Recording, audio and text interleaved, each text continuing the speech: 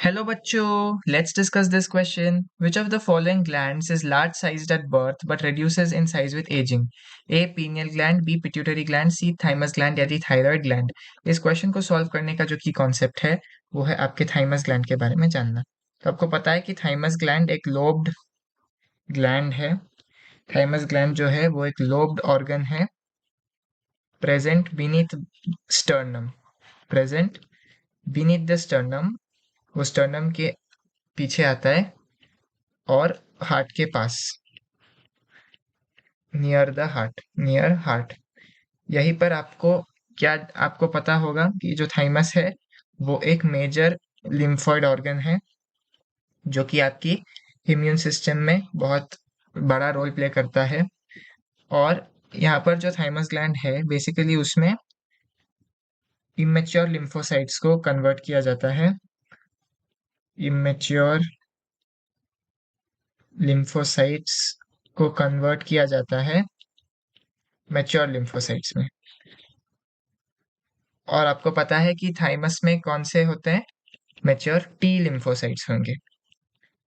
तो ये आपको याद रखना है। अभी ये जो प्रोसेस है ना, इस पर्टिकुलर प्रोसेस में, इन दिस प्रोसेस जो थाइमिक टिश्यू होती है ना, थाइमस की टिश्यू, उसको रिप्लेस किया जाता है।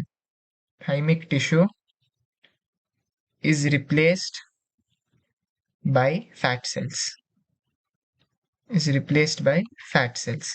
तो जैसे जैसे और लिम्फोसाइट्स मैच्योर करते हुए जाएंगे वैसे वैसे ही थाइमिक टिश्यूज रिप्लेस हो जाती है बाय फैट सेल्स।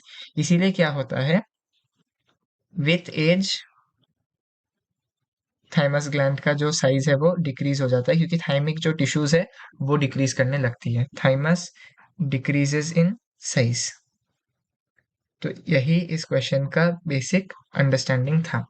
आपको बस इतना पूछा गया था कि कौन इनमें से कौन सा ग्लैंड है एजिंग के साथ डिक्रीज करता है। तो हमने देखा विथ एज क्या होता है, थाइमिक टिश्यूज रिप्लेस हो जाते हैं फैट सेल के साथ, कि इस प्रोसेस के कारण, इमेच्योर लिम्फोसाइट्स के मैच्योर टी लिम्फोसाइट्स में बनने के प्रोसेस के कारण।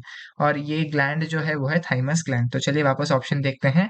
ए पीनियल ग्लैंड गलत, बी पिट्यूटरी ग्लैंड गलत, सी थाइमस ये ठीक है, डी थायराइड ग्लैंड भी गलत।